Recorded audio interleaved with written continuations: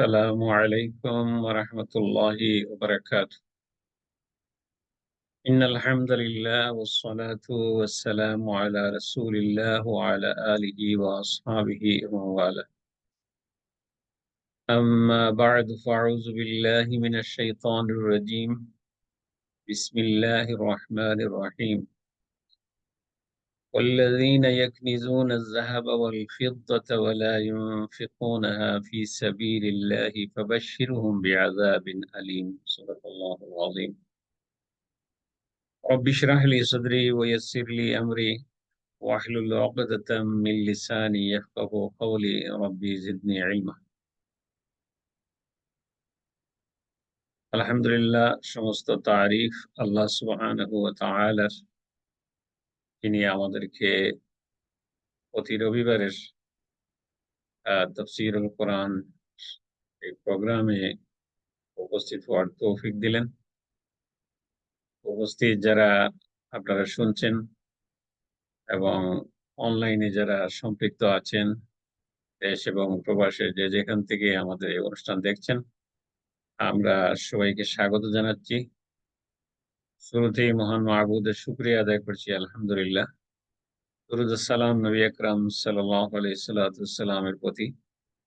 রাসূলুল্লাহ সাল্লাল্লাহু আলাইহি ওয়াসাল্লাম তিনি আমাদেরকে দেখিয়ে গিয়েছেন সঠিক হেদায়েতের পথ, কোন পথে চললে আমরা কল্যাণ লাভ করব এবং কোন পথে রয়েছে আমাদের জন্য দুনিয়া এবং আখিরাতে অকল্যাণ। সেই নবীর প্রতি দুরূদ, আল্লাহুম্মা সাল্লি আলা মুহাম্মদ ওয়া আলা আলি মুহাম্মদ কামা সাল্লাইতা আলা ইব্রাহিম ওয়া আলা আলি ইব্রাহিম ইন্নাকা হামিদুম মাজিদ। আল্লাহুম্মা বারিক আলা মুহাম্মাদিন ওয়া আলা আলি মুহাম্মদ কামা বারাকতা আলা ইব্রাহিম ওয়া আলা আলি ইব্রাহিম ইন্নাকা হামিদুম মাজিদ। সম্মানিত দিনী ভাই এবং বোনেরা, আজকে আপনাদের সামনে আমি পবিত্র কোরআনুল কারীমের সূরা তাওবার 34 নম্বর আয়াত আমি আপনাদের সামনে তিলাওয়াত করে 34 নম্বর আয়াতের একটা অংশ। সো আল্লাহ সুবহানাহু ওয়া তাআলা তিনি বলছেন যে ওয়াল্লাযীনা ইয়াকনিজুনা আয-যাহাবা ওয়াল ফিদ্দা, যে যারা স্বর্ণ এবং রৌপ্য জমা করে, আর ওয়ালা ইউনফিকুনহা ফি সাবিলিল্লাহ, এবং আল্লাহর রাস্তায় খরচ করে না, ফাবাশশিরহুম বিআযাবিন আলীম, তাহলে তাদেরকে আযাবে আলীমের, কঠিন পীড়াদায়ক আযাবের সুসংবাদ দান করুন। এই আয়াতকে কেন্দ্র করে কিছু কথা আমি আপনাদের সামনে উপস্থাপন করব, যদি আল্লাহ তৌফিক দান করেন। আপনারা নিশ্চয়ই জানেন যে ড্যানফোর্ড ইসলামিক সেন্টার প্রতি রবিবারে বাদ মাগরিব এই সংক্ষিপ্ত তাফসীরের আয়োজন করে থাকে এবং সেখানে আমি আপনাদের সামনে কিছু কথা বলি। সো আমরা আর কথা না বাড়িয়ে আমরা আমাদের মূল আলোচনায় চলে যাচ্ছি। এই আয়াত এর ব্যাপারে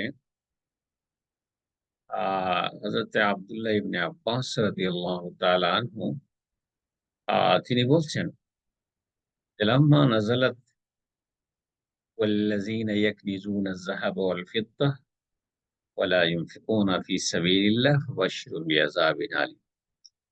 যখন এই আয়াতটি নাজিল হয়, ক্বালা কুন্না মা রাসূলিল্লাহি সাল্লাল্লাহু আলাইহি ওয়াসাল্লাম, তখন আমরা রাসূলুল্লাহ সাল্লাল্লাহু আলাইহি ওয়াসাল্লামের সাথে ছিলাম।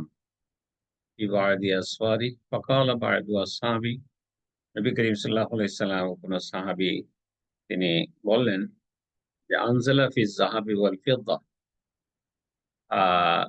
যে এই আয়াতটা স্বর্ণ এবং রূপোর ব্যাপারে আল্লাহ আল্লাহ রাব্বুল আলামিন এই আয়াতটা নাযিল করলেন। এবং এটাতে আমরা বুঝতে পারছি যে এই স্বর্ণ এবং রৌপ্য এটা একটা মূল্যবান সম্পদ।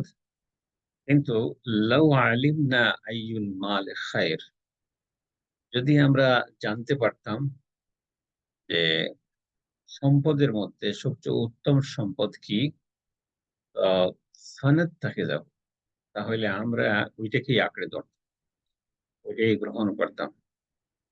তখন রাসূলুল্লাহ সাল্লাল্লাহু আলাইহি সাল্লাম বললেন, ফাকালা আফদালুহু লিসানুন যাকির, সাল্লাল্লাহু আলাইহি ওয়াসাল্লাম বললেন, সর্বোত্তম সম্পদ হচ্ছে লিসানুন যাকির। যে যে জিহ্বা সবসময় আল্লাহর জিকির করে, এবং কালবুন শাকির, এবং যে কল্ব সবসময় আল্লাহর শুকরিয়া আদায় করে। আর ওয়াজাউজাতু মুমিনাতুন তাইনু আলা ঈমানি, এবং ওই নেককার স্ত্রী কি করে? তার নিজের ঈমান আমল এবং তার হাসব্যান্ডের ঈমান আমলের ব্যাপারে ঈমান আমল আ ইনক্রিজ করার ক্ষেত্রে, রক্ষা করার ক্ষেত্রে সার্বিক সহযোগিতা করে।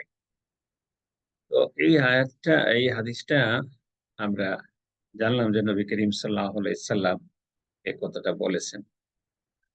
আ অনুরূপভাবে আরেকখানা হাদিস রয়েছে যে নবী করিম সাল্লাল্লাহু আলাইহি সাল্লাম বলছেন, এখানে ৩ টার কথা বলা আছে আরেক জায়গায়। এই হাদিসে আমি যে হাদিস আপনাদেরকে শোনাচ্ছি, সেই হাদিসে রাসূলুল্লাহ সাল্লাল্লাহু আলাইহি সাল্লাম ৪ টা জিনিসের কথা বলেছেন। ইবনে আব্বাস রাদিয়াল্লাহু তাআলা আনহু থেকে এই হাদিস বর্ণিত হয়েছে, এবং তিনি বলছেন, قال রাসূলুল্লাহ সাল্লাল্লাহু আলাইহি সাল্লাম, আরবাউ মান উ'তিয়াহুন্না ফাকাদ আ'তা খায়রাদ দুনিয়া ওয়াল আখিরাহ। যে ব্যক্তিকে আল্লাহ রাব্বুল আলামিন ৪ টি জিনিস দান করেছেন, সেই ব্যক্তিকে যেন দুনিয়া এবং আখিরাতের সবকিছুই দেওয়া হয়েছে। সুবহানাল্লাহ। তো এই ৪ টা জিনিস কি? ৪ টা জিনিসের মধ্যে একটা হচ্ছে কালবুন শাকির, শুকরগুজারকারী অন্তর। আর ওয়ালিসানুন যাকির, এবং জিকিরকারী জিহ্বা। ও বাদানুন আলা বালায় সাবির। আর ওই শরীর, যে শরীরে যখন কোনো বিপদ মুসিবত পড়ে, বিপদ আপদ আসে, অসুখ বিসুখ হয়, তার অবস্থায় ধৈর্যশীল একটা শরীর আল্লাহ রাব্বুল আলামিন তাকে দান করেছে। তাকে দান করেছেন আল্লাহ রাব্বুল আলামিন একটা ধৈর্যশীল শরীর। যে এই শরীরকে সে যেভাবেই ইচ্ছা কাজে লাগাইতে পারে। আ শরীর যখন সে কোনো ইবাদত বন্দেগী করতে চায়, তো তার এই শরীরের মধ্যে কোনো অলসতা আসে না। আ ধৈর্য ধৈর্যশীল এই শরীর। যখন সে অসুস্থ হয়, অসুস্থ অবস্থায়ও দেখা যায় সে ভেঙে পড়ে না। এরকম আল্লাহ রাব্বুল আলামিন যাকে সবর দিয়েছেন, আ বাদান আলা বালায় সাবির। ওয়া যাওজাতুন লা তাবগি খাওনান ফি নাফসিহা ওয়া মা। আর এমন নেককার স্ত্রী, যে স্ত্রী কোনো খেয়ানত করে না, এবং তার স্বামীর সম্পদের ব্যাপারে সে হেফাজতকারিণী হয়। তো আল্লাহ রাসূল সাল্লাল্লাহু আলাইহি সাল্লাম এখানে বললেন যে আল্লাহ সুবহানাহু ওয়া তাআলা কোন ব্যক্তিকে যদি এই ৪ টা জিনিস দান করে থাকেন, দান করেন, বা কোন ব্যক্তি যদি এই ৪ টা জিনিসের আ ৪ টা জিনিস প্রাপ্ত হয়, তাহলে আল্লাহ রাব্বুল আলামিন তাকে কি করেছেন? ফাকাদ আ'তা খাইরাদ দুনিয়া। দুনিয়া এবং আখিরাতের সকল উত্তম জিনিস, সকল কল্যাণ যেটা তাকে দান করা হয়েছে। সম্মানিত ভাই এবং বোনেরা, এবারে আমরা সংক্ষেপে এই ৪ টা জিনিস, এই হাদিসের বর্ণিত ৪ টা জিনিস একটু, একটু করে দেখবো ইনশাআল্লাহ। বলা হয়েছে কালবুন শাকির, যে শুকরগুজারকারী আত্মা, শুকরগুজারকারী অন্তর। তাফসীরে বলা হয়েছে কালবুন ইয়াকুনু ইয়াশকুরুল্লাহ আলা নিআমিহি। যে এমন কল্ব যেটা আল্লাহ সুবহানাহু ওয়া তাআলা তাকে যে নিয়ামত দিয়েছেন, এই নিয়ামতের ব্যাপারে সে শুকরিয়া আদায় করে, ওয়া ফাদলিহি, এবং তার প্রতি যে অনুগ্রহ করা হয়েছে, আল্লাহ রাব্বুল আলামিন তিনি আমাদের প্রতি অনেক অনুগ্রহ করেছেন। আমরা যদি দেখি যে আমরা যারা এখানে বসা আছি, আমরা যারা সামনে বসা আছি, আমরা সবাই পুরুষ। অনলাইনে যে সমস্ত ভাই-বোনেরা আছেন, এদের মধ্যে কিছু পুরুষ আছেন, কিছু মহিলা আছেন। আল্লাহ রাব্বুল আলামিন সৃষ্টি করেছেন নারী এবং পুরুষ ২ টা জাতি। আ কিন্তু আমরা সাধারণত অনেক সময়, আমি যদি একটু কালো হই, আ আমার আকার আকৃতি যদি খুব সুন্দর না হয়, আ তো এগুলো নিয়ে আমরা অনেক সময় হতাশা প্রকাশ করি। যে আমি তো খুব সুন্দর না, সুন্দরভাবে কথা বলতে পারি না। নিজেকে খুব ছোট, ছোট মনে হয়। অথচ আল্লাহ সুবহানাহু ওয়া তাআলা আরেকটা জাতিকে সৃষ্টি করেছেন। যারা পুরুষও না আবার নারীও না। আল্লাহ রাব্বুল আলামিন যদি সেইটা আপনাকে করে দিতেন অথবা আমাকে যদি আল্লাহ রাব্বুল আলামিন ওভাবে বানিয়ে দিতেন, তাহলে আমরা কি করতে পারতাম? এজন্য আল্লাহ রাব্বুল আলামিন তিনি আমাদেরকে যে সৃষ্টি করেছেন, লাকাদ খালাকনাল ইনসানা ফি আহসানি তাকওয়িম। তাআলা বলেন নিশ্চয়ই মানুষকে খুব উত্তম আকৃতিতে সৃষ্টি করেছি। বাট সুম্মা রাদাদনাহু আসফালা সাফিলিন। এই মানব তাদের নিজের কর্মের কারণে তারা সবচেয়ে নিকৃষ্ট হয়ে যায়। সম্মানিত ভাই এবং বোনেরা, আল্লাহ সুবহানাহু ওয়া তাআলার যে আমরা শুকরিয়া আদায় করব, আ বিস্তারিত বলার তো সুযোগ নেই। আমরা সংক্ষেপে যেহেতু আলোচনা রাখি। আ তো এখানে আল্লাহ রাব্বুল আলামিন তিনি বলছেন একটা বিষয় যে, "আফারাআইতুমুল মা আল্লাযী তাশরাবুন? Have you seen the water that you drink?"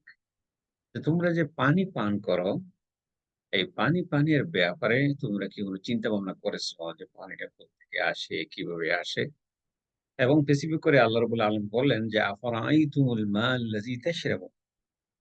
আমরা জানি যে আল্লাহ রাব্বুল আলামিন যে আমাদের উপর বৃষ্টি বর্ষণ করেন, এই বৃষ্টিটা মেঘমালা থেকে বৃষ্টিটা নিচে নেমে আসে। আল্লাহ সুবহানাহু ওয়া তাআলা বলছেন, আনতুম আনজালতুমুহু মিনাল মুজনি আম নাহনুল মুনজিলুন?" It is you who bring it down from the clouds. এটা কি তোমরাই মেঘমালা থেকে নামিয়ে আনো? নাকি is it I who do so? এটা আমি করি। আল্লাহ রাব্বুল আলামিন, আমরা জানি যে আসমান থেকে আমরা পানি নামাই আনতে পারি না। আল্লাহ রাব্বুল আলামিন তার হুকুমে এই বৃষ্টি বর্ষণ হয়। মজার ব্যাপার হইলো আল্লাহ রাব্বুল আলামিন আরো ক্লিয়ার করে বলতেছেন যে, "লাউ নাশাউ জাআলনাহু উজাজান। If I willed, I could make it salty." যে আমি যদি চাইতাম তাহলে লাউ নাশাউ জাআলনাহু উজাজা, এই পানিকে আমি লবণাক্ত করে দিতে পারতাম, সল্টি, তিতা করে দিতে পারতাম। ফালাউলা তাশকুরুন, এরপরেও কি তোমরা আমার শুকরিয়া আদায় করবে না? আমরা জানি যে আ এই যে মেঘমালা বৃষ্টি যে হয়, এই পানির উৎস হচ্ছে সমুদ্র। তো সমুদ্র থেকে বাষ্প হয়ে পানিটা আকাশে উঠে এবং সেখানে মেঘমালায় পরিণত হয়। আল্লাহর হুকুমে বাতাস আসে এবং বাতাস এদেরকে তাড়িয়ে নিয়ে যায়। যেখানে বৃষ্টি বর্ষণের কথা সেখানে এটা বৃষ্টি বর্ষিত হয়। এটা আমরা যুগ, যুগ কাল ধরে এটা দেখে আসছি। কিন্তু কথা হলো যে আমরা জানি যে সমুদ্রের পানি তো তিতা। সমুদ্রের পানি খাওয়া যায় না।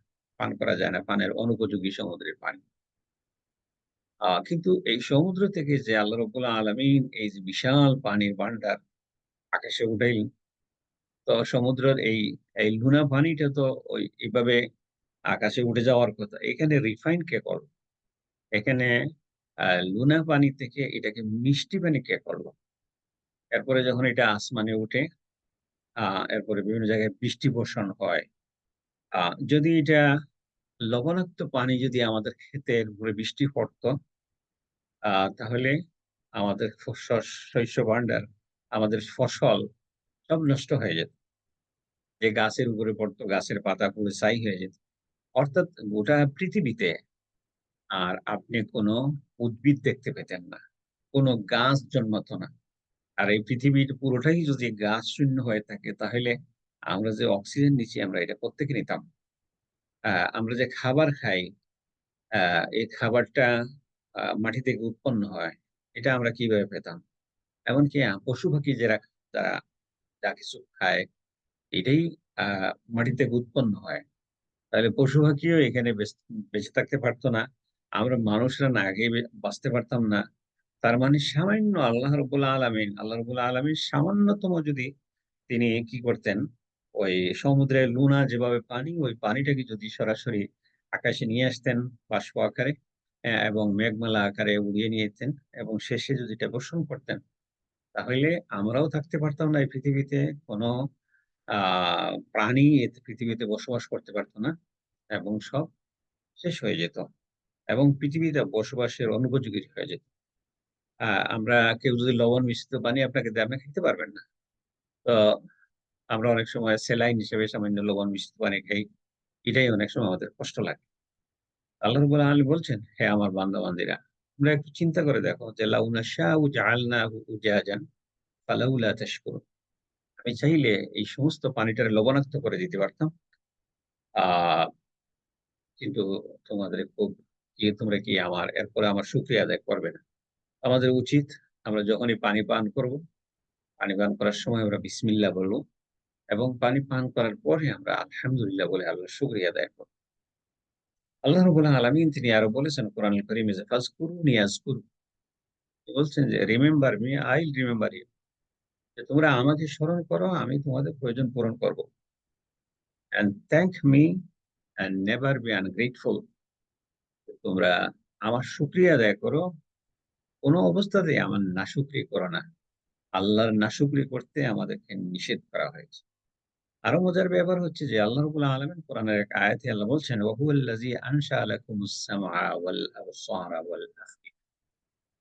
যে নিশ্চয়ই আল্লাহ রাব্বুল আলামিন তোমাদের চোখ সৃষ্টি করেছেন এবং তোমাদের কান সৃষ্টি করেছেন এবং তোমাদের চোখ সৃষ্টি করেছেন, তোমাদের এবং অন্তঃকরণ দিয়েছেন, তোমাদের হার্ট দিয়েছেন, তোমাদের ইন্টেলেক্ট দিয়েছেন, বুঝ শক্তি দিয়েছেন। আমরা দেখি যে আল্লাহ তো আমাদেরকে চোখ দিয়েছেন। আমরা চোখ দিয়ে দেখি। এই পৃথিবীতে অনেক লোক আছে যারা চোখে দেখতে পারে না, অন্ধ। আল্লাহ রাব্বুল আলামিন আমাদেরকে দিয়েছেন চোখ, আমরা চোখ দিয়ে দেখি।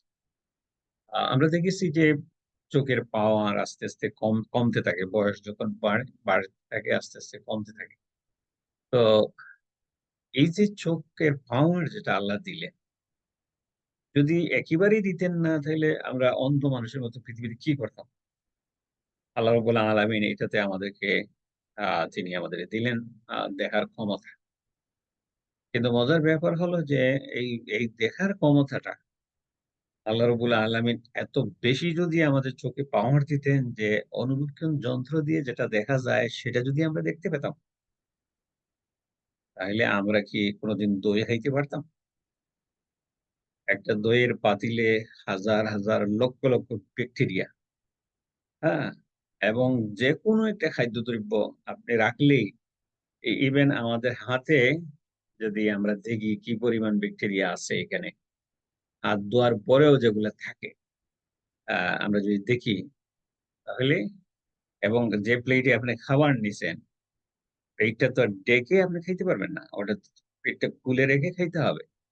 আপনার খাওয়া শেষ হইতে, হইতে কি পরিমাণ ব্যাকটেরিয়া এটার উপরে পড়ছে, আর কি পরিমাণ এটা ময়লাযুক্ত হইছে, এটা যদি আপনি খালি চোখে একবার দেখতে পারতেন, আ তাহলে কোনদিন আপনি আর খাবার খাইতে পারতেন না। এমনকি আমরা এই যে আমাদের ফোনে অনেক সময় ম্যাগনিফাই গ্লাস থাকে।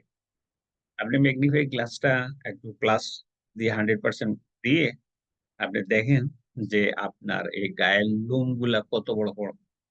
হ্যাঁ? একেকটা লোম দেখলে আপনার ছোট, ছোট গাছের মতো এবং কূপগুলা এই গর্তগুলা বিশাল, বিশাল গর্ত দেখা যায়।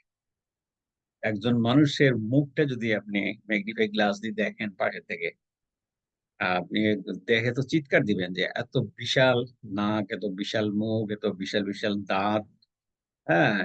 এই সুন্দর মুখটাই আপনি যখন দেখবেন বড়, বড় গর্ত, দেখে তো আপনি ভয় পেয়ে যাবেন। আল্লাহ রাব্বুল আলামিন আমাদের চোখে এত পাওয়ার দেন নাই যে আমরা একজন আরেকজনকে দেখলে ভয় পেয়ে যাব। এই ছোট থেকে ছোট জিনিস আমরা দেখি না। যেটা মাইক্রোস্কোপ দিয়ে দেখতে হয়। এই দিক থেকে আল্লাহ রাব্বুল আলামিন আমাদেরকে চোখ দিলেন, চোখের দেখার ক্ষমতা দিলেন। কিন্তু এত ক্ষমতা দেন নাই যে ক্ষমতার কারণে আমরা কোন কিছু দেখে ভয় পেয়ে যাই। এরপরে আল্লাহ রাব্বুল আলামিন বলছেন, "আনশা লাকুমুস সামআ ওয়াল আবসার।" আমি তোমাদেরকে চোখ দিয়েছি। আহ আর এর আগে কানের কথা বলা হয়েছে।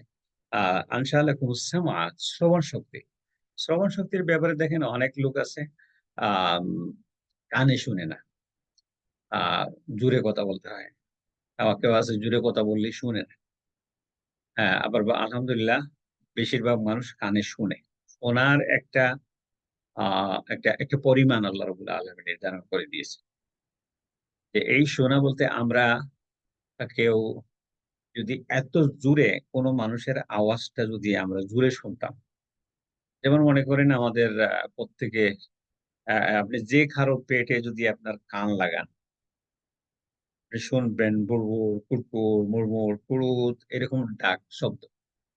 এখন কান লাগানোর পরে পেটের যে ভিতরের ডাকটা, এই ছোট আওয়াজটা আমরা যেভাবে শুনি, এটা যদি এমনিতেই সবসময় শোনা যেত, আমরা একজন আরেকজনের পাশে বসতে পারতাম না। এই যে বেডের ভিতরে গুড়গুড় শব্দ একজনের ভেতরে, ভেতরে ডাকছে আপনি শুনতে পাচ্ছেন। স্টেথোস্কোপ লাগানোর পরে আমাদের হার্ট যেরকম শব্দ করে ধুম, ধুম, ধুম, এরকম যদি সবসময় আমরা এই আওয়াজটা শুনতে পেতাম, এমনকি আপনার ঘরের ভিতরে যে তেলাপোকা হাঁটে, তেলাপোকার পায়ের শব্দটা যদি ধুম, ধুম করে এরকম আপনার কানে আওয়াজ আসতো, তাহলে কি আপনি আমি ঘুমাইতে পারতাম? আমাদের জীবনটা একেবারে অচল হয়ে যেত। এজন্য কোরআনে বলা হয়েছে যে ফাতাবারাকাল্লাহু আহসানুল খালিক। কতই না বরকতপূর্ণ আল্লাহ। তিনি খুব সুন্দরভাবে সবকিছু সৃষ্টি করেছেন। হ্যাঁ, তিনি খুবই সুন্দর স্রষ্টা। যে তিনি এমনভাবে আমাদেরকে শোনার ক্ষমতা দিয়েছেন যে খুব জোরে না, এর লাউড স্পিকারে যেরকম অনেক সময় আছে যে একটা লাউড স্পিকারের পাশে আপনি বসলে একটা লাউড স্পিকারের আওয়াজ আসলে এবার এমনিতেই মনে করেন আমাদের দেশে কি হয়, এই যে ভোটের সময়, ইলেকশনের সময় মাইকিং হয় এবং শীত মৌসুমে ওয়াজের মাইকিং হয়। তো একটা মাইকিং যখন আমার পাশ দিয়ে যায় আমরা কিছুই শুনতে পাই না। সবসময় খালি দোয়া করতে থাকি যে এটা তাড়াতাড়ি যেন সরে যায়। এরকম কোনো মানুষ যদি কথা বললে, স্ত্রী যদি আপনার সাথে কথা বলার সময় আপনি এরকম শুনেন ঠাস, ঠাস করে কানে বাজতেছে, অথবা হাসব্যান্ড তার স্ত্রীর সাথে কথা বলছে, এইটা যদি এত উচ্চ সুরে হয় যে এক ঘরের কথাবার্তা আরো ৩ ঘর দূর থেকে আরেক মানুষ শুনতে পায়, তাহলে আমাদের জীবনযাত্রা তো এক অচল হয়ে যায়। আল্লাহ রাব্বুল আলামিন তিনি বলছেন যে, "আমি তোমাদের চোখ দিয়েছি, তোমাদের শ্রবণ শক্তি দিয়েছি। কিন্তু এই জিনিসগুলা আ কি করেছি আমি?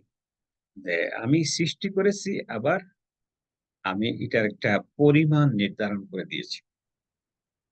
ওয়াল আফইদা, অন্তরের কথা বলা হয়েছে যে আল্লাহ রাব্বুল আলামিন আমাদের যে অন্তর দিয়েছেন। অন্তর দিয়ে আমরা মন্দ, ভালো কোনটা গ্রহণ করব, কোনটা গ্রহণ করব না এই বিষয়ে আমাদের সামনে পরিষ্কার হয়ে ওঠে। কিন্তু এটা অন্য কারো নাই। এটা কোনো প্রাণীর নাই। একটা গরু, একটা ছাগল, আ একটা মোরগ, এটা তার নাই। আপনি মোরগটাকে ছেড়ে দেন দেখবেন, তাকে আপনি অনেক যত্ন করেছেন। সে যাইয়া আপনার ধান চাল যে জায়গায় আছে, ও ওইটাই খেয়ে, খেয়ে শেষ করে দিচ্ছে। একটা গরু আপনি গরু গাভী আপনি অনেক লালন-পালন করেন, তাকে খাবার দেন, গোসল করান, ভুসি খাওয়ান। নিজে না খেয়ে হইলেও তার খাবারের ব্যবস্থা করেন।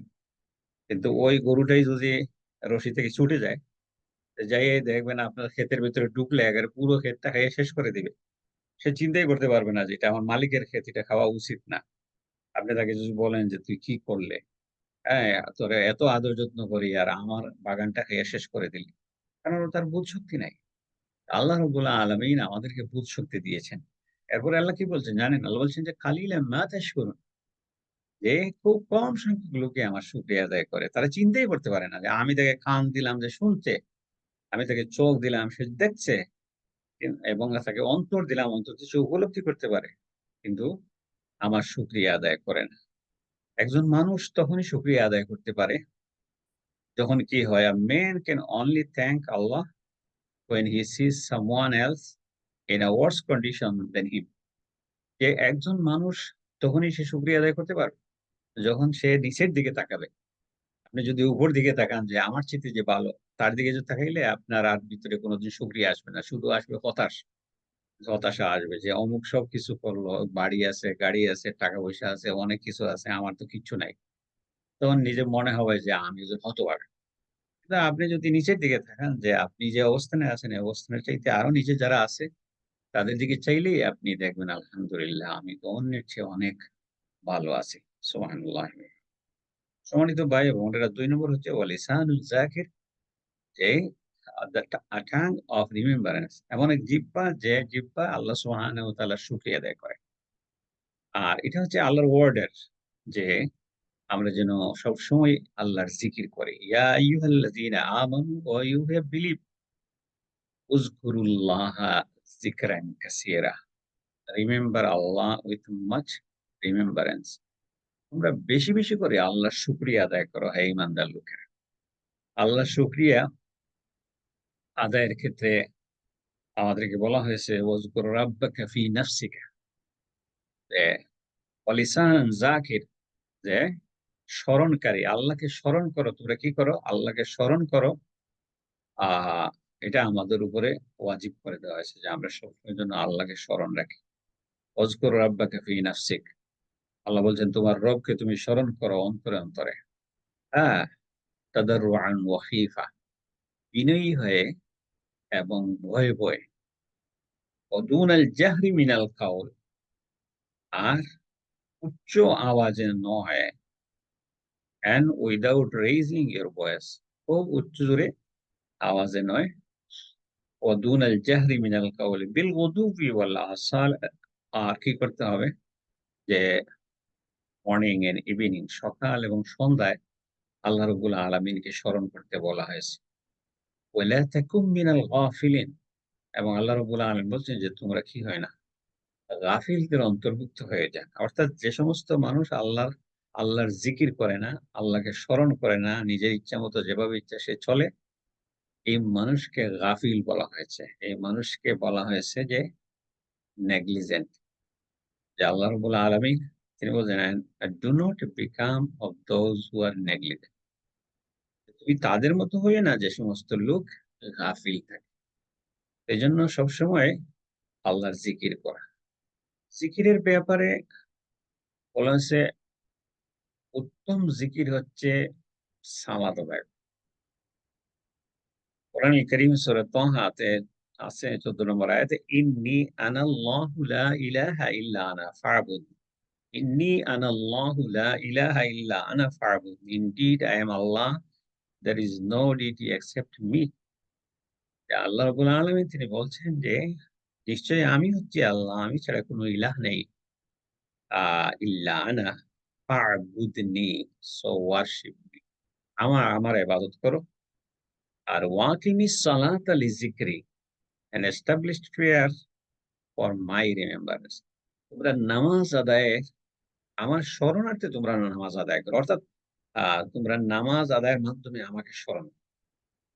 আর এটা আমাদের কাছে খুব ক্লিয়ার যে আপনি যখনই চিন্তা করবেন নামাজ পড়ার ব্যাপারে যখন আপনি সিদ্ধান্ত নিলেন যে আমার নামাজের রক্ত হইছে, আমি নামাজ পড়ব। এখন দেখেন কিভাবে আল্লাহকে স্মরণ করা হয় নামাজের মধ্যে। আপনি নামাজ পড়বেন, আপনি সিদ্ধান্ত নিলেন যে হ্যাঁ, আমি এখন জোহরের নামাজ পড়ব। নামাজের জন্যই আপনি চিন্তা করবেন যে আমার তো অজু করা দরকার। কারণ কোরআনুল কারীমে আল্লাহ রাব্বুল আলামিন নির্দেশ দিয়েছেন, "ইযা কুমতুম ইলাস সালাহ ফাগসিলু উজুহাকুম ওয়া আইদিয়াকুম ইলাল মারাফিক।" তোমরা যখন নামাজের জন্য দাঁড়াও তখন তোমরা কি করো? ফাগসিলু উজুহাকুম, তোমাদের মুখ ধৌত করো।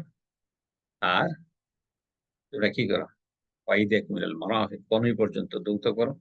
ওয়ামসাহু বিরুউসিকুম, তোমাদের মাথা মাসাজ করো। ওয়া আরজুলাকুম ইলাল কাবাইন, এবং পা ধৌত করো। ওযুর ৪ টা ফরজের কথা কোরআনে বলা হয়েছে।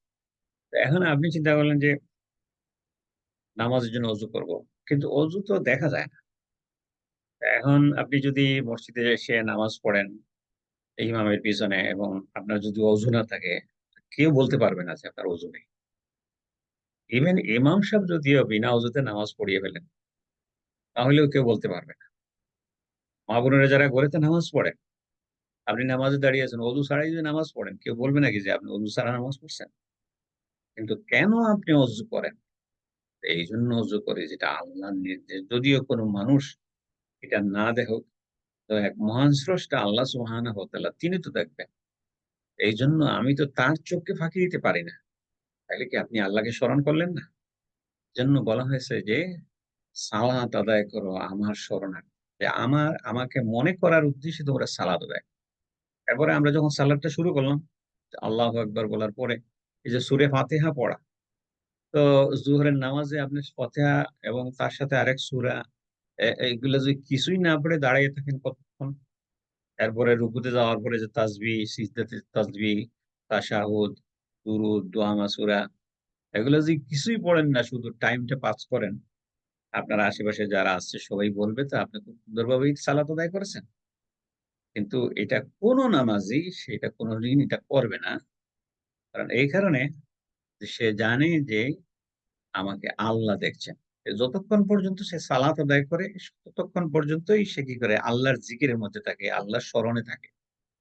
এজন্য আল্লাহ রাব্বুল আলামিন বলছেন, "ওয়া আকিমিস সালাতা" সালাত আদায় করল লিযিকরি।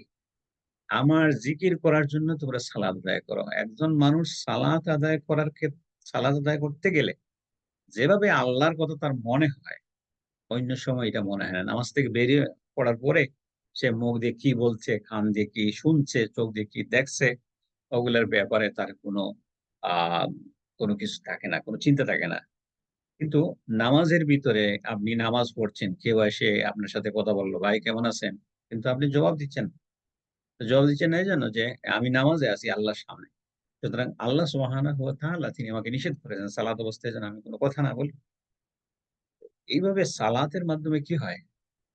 আল্লাহর স্মরণ হয়, আল্লাহর জিকির হয়। আরেকটা জিকিরের কথা বলা হয়েছে, "The best zikr is reciting the Holy Quran." তো কোরআনুল কারীম তিলাওয়াত করা এটা একটা বড় জিকির।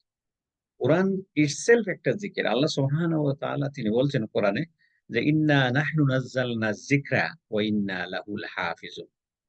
আল্লাহ সুবহানাহু ওয়া তাআলা বলেন, "Indeed, it is I who sent down the message."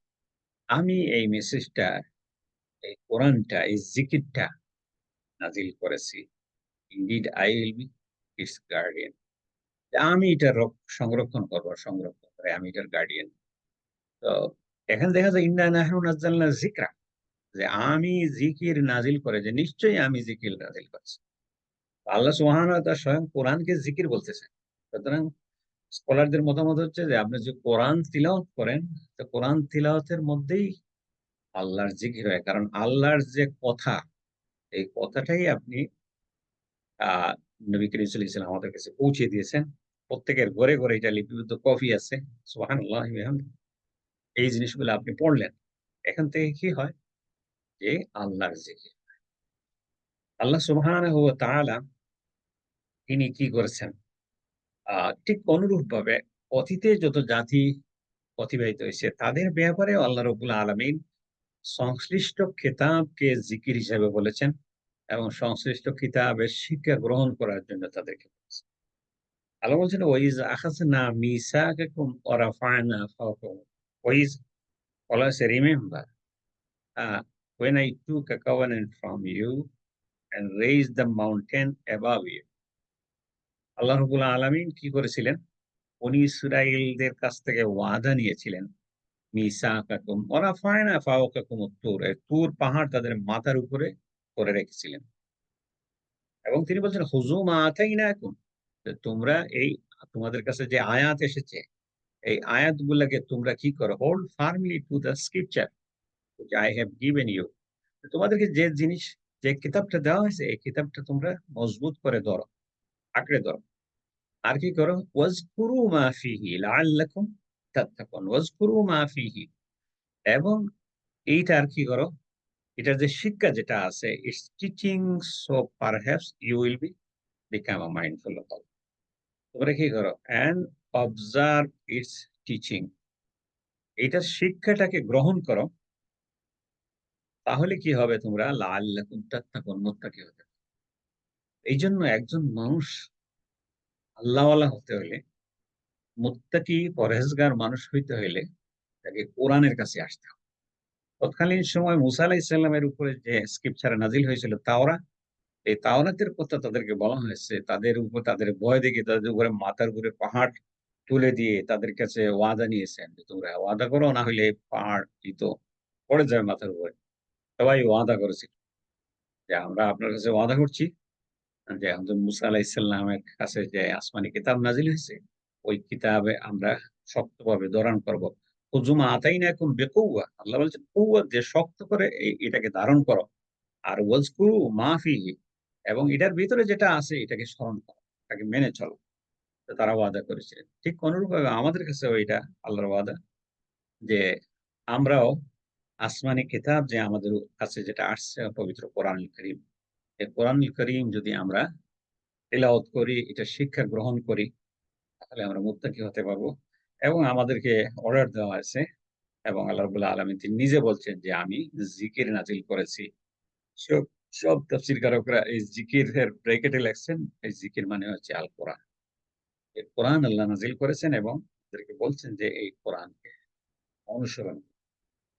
সম্মানিত ভাই-বোনেরা, আমরা একটু সংক্ষেপে অ্যা আ আ আগাবো ইনশাআল্লাহ।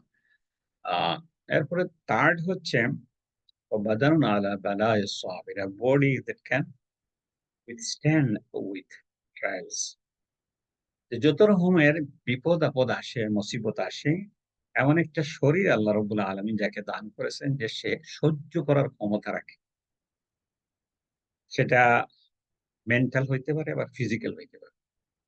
তো আল্লাহ রাব্বুল আলামিন তিনি বলছেন যে যাকে আল্লাহ এমন একটা শরীর দিয়েছে যে শরীর দিয়ে সে যেকোনো সময় কি করে? তার এই শরীরের উপর যখন বালা মুসিবত আসে, বিপদ আসে, অসুস্থতা আসে, নানান ধরনের টেনশন হয়, আ সবকিছুর ক্ষেত্রে সে একজন সাবির, একজন ধৈর্যশীল। এই যে ধৈর্য ধরতে পারে। আ যেকোনো সময় আমরা দেখি যে একজন মানুষ সামান্য অসুখ-বিসুখ নিয়েই একেবারে আম হতাশ হয়ে গেছে। আ সে আ এমন অবস্থা তার যে মনে হয় যে দুনিয়ার আশা ছেড়ে দিয়েছে যে, "না ভাই আর।" আবার কোনো সময় দেখা যায় কিছু মানুষ আছে অনেক বড়, বড় ইভেন ক্যান্সার রোগী। দেখা যায় যে তার যে attitude, তার যে আ উম আগ্রহ আমরা দেখি যে অনেক সময় আপনার সাথে কথা বললে আপনি বুঝতেই পারবেন না যে একজন অসুস্থ মানুষ। কিন্তু ওই অসুস্থতা নিয়েই সে অনেক কিছু করছে এবং আমরা দেখি পৃথিবীতে আমরা যদি দেখি, ইতিহাস থেকে খুঁজলে দেখা যাবে অনেক অসুস্থ মানুষ এমন কিছু কাজ করে গেছে, হ্যাঁ? যেটা একজন সুস্থ সবল দেহের মানুষ সেটা করতে পারে না।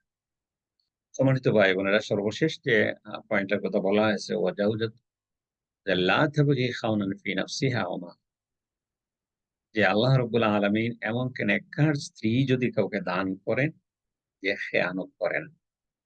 খেয়ানত করে না মানে সে তার সতীত্বের হেফাজত করে এবং সে খারাপ কোনো কাজে জড়িয়ে পড়ে না এবং সে কি করে তার স্বামীর যে সম্পদ আছে সম্পদ রক্ষণাবেক্ষণের ক্ষেত্রে সে আ ওখানেও খেয়ানত করে না, সার্বিকভাবে সহযোগিতা করে। আ এটার ব্যাপারে এই হাদিসের এই অংশের ব্যাপারে তাফসীরে যেটা বলা হয়েছে, "ওয়াজাউজাতু মুমিনাতুন তুঈনু আলা ঈমানি", যে এই একজন মুমিন মহিলা, মুমিনা মহিলা সে তার হাসব্যান্ডের ঈমান সংরক্ষণের ক্ষেত্রে সাহায্য করে। আও তাকুনু লাহু আউনান আলা তাআতিল্লাহি তাআলা ওয়া দীনিহি, যে আল্লাহ সুবহানাহু ওয়া তাআলার ইতাআত, আনুগত্য, আল্লাহ এবং আল্লাহ রসুলের আনুগত্য করার ক্ষেত্রে সে সার্বিক সহযোগিতা করে। তো এক্ষেত্রে যেমন অনেক সময় আছে যে একজন ভালো মানুষও পারিবারিক প্রেশারের কারণে খারাপ হয়ে যায়। একজন স্ত্রী যদি তার হাসব্যান্ডের ঈমান আমলের ব্যাপারে সংরক্ষণ করার ব্যাপারে তাকে যে সহযোগিতা করে, যেমন আপনি বাড়ি থেকে বের হয়ে কোথাও গেছেন, এরপরে যখন ফিরে আসলেন, রাতে হয়তো আসছেন। আপনার স্ত্রী আপনাকে জিজ্ঞেস করতে পারে যে, "আপনি কি সালাত আদায় করেছেন?" যদি আদায় না করে থাকেন তাহলে সালাত আপনারা আদায় করেন। আমি খাবারটা রেডি করে রাখছি। হ্যাঁ? তো স্বামী যদি কোন সময় হতাশ হয়, তার এই ইনকামে চলছে না, সে চাইতেছে যে হারাম ওয়েতে কিছু ইনকাম করলে একটা সচ্ছলতা আসবে। সেই ক্ষেত্রে সে আ ওই তার স্বামীকে সান্ত্বনা দিবে যে, "আমাদের যে অবস্থা, আমরা তো আলহামদুলিল্লাহ অনেক ভালো আছি।" হ্যাঁ? হাদিসে আসছে, আয়েশা রাদিয়াল্লাহু তাআলা বলছেন যে, "আমরা কোন সময় ২ টা চাঁদ দেখে ফেলতাম। এর ভিতরে আমাদের চুলাতে আগুন জ্বলত না।" তো দেখেন তারা আল্লাহর নবীর স্ত্রী এবং আল্লাহর নবীর পরিবার, তারা কিভাবে কত কষ্ট সহ্য করেছেন, অভাব-অনটন দেখেছেন। তাদের তুলনায় আমাদের এ অভাব-অনটন তো কিছুই না। সুতরাং ধৈর্য ধরেন, সবর করেন। আল্লাহ রাব্বুল আলামিন হয়তো আপনাকে বেটার কিছু দেওয়ার জন্য সামান্য কষ্টের মধ্যে ফেলেছে।